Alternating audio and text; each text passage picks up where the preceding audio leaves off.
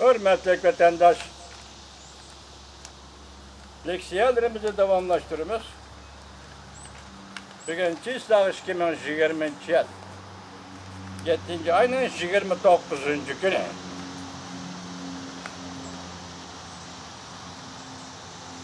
Endiki mavzu yaki yukarı leksiyana devamı hürmetli vatandaş.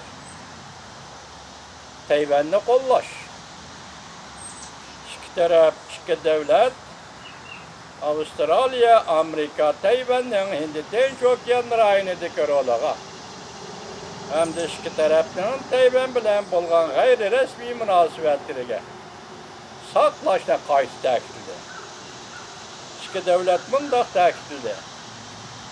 Yaqindan bergi voqealarning taraqqiyoti bizning Tayvanni qo'llash irodamizni kuchaytdi. Bu bir parça bayonotda bundoq ko'rsatildi. Amerika, Avustralya ministerleri bütçeli Hindistan okyanı rayonida yaqinda paydo bo'lgan majburlash, tahdid va muqimsizlik harakatlariga qattiq ko'ngil biladiganligini bildirdi. İki devlet yana bayonotida iki devletning Janubiy dengiz to'g'risidagi maydonini qayta sharhladi.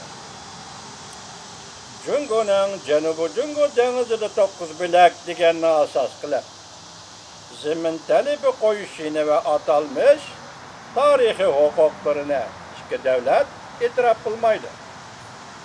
Hamda Sharqiy Janubiy Osiyo davlatlarining rahbarlarining Janubiy Jungo dengizi to'g'risidagi harakat prinsipining Birleşken Devletler Teşkilatı'nın ahd-i-namillari bilan o'rdak bo'lishini qarshiladi. Rayon doirasida moslashtirish.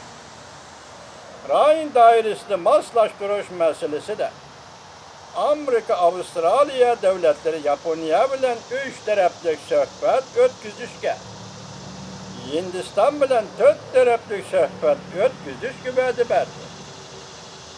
Endi Tinch okean gullanish jihati bayonotga bundoq ko'rsatildi. Amerika ve Avustralya bütçeli Hindi Tinch okeani rayonida xususiy shirkatlarga mablag' sarflash planini davomlashtirish, harakatlantirishni qaror qildi. Bu shubhasizki Jungo'ning bir yo'l bir belbog' maqsadlariga qaratilgan edi. Mudofaa hamkorligi Amerika, Avustralya iki devletning Amerika, Avustralya iki devletning mudofaa hamkorligini kuchaytirishga bel bog'ladi. Jumladan harbiy kuch vaziyatini o'z ichiga oladi. İki taraf ittifoqdoshlar mudofaa hamkorligi va Hind Tinch okean harbiy ishlar vaziyati üstünlüğü türleri, prensipleri doğrusunda bayanat, maxfiy kelishimi imzaladı. İki taraf harbiy ishlar vaziyetini bağlash gruppasi kurdu. Endi Tinch okeani rayonida harbiy kuch vaziyeti hamkorligi o'tirg'i qo'yildi va taklif berildi. İki taraf yana xiris qilish xarakterida Endi Tinch okeani rayonida har xil xirislarga taqobil turish iqtidorini amaliy yo'lga qo'yish chordi. Qarshilashish niyatdirdi.